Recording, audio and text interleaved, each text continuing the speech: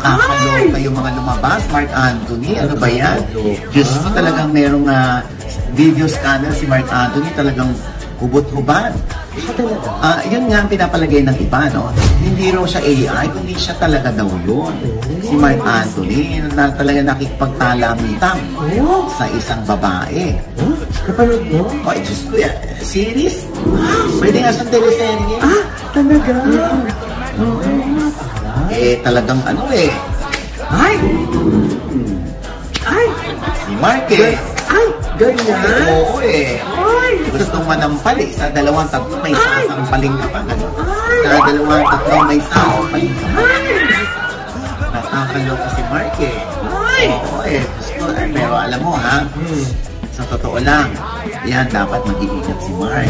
Ayan, lumabas na. Hindi natin alam sino ba naglabas noon. Silang dalawa lang ng girl nandoon. Kaninong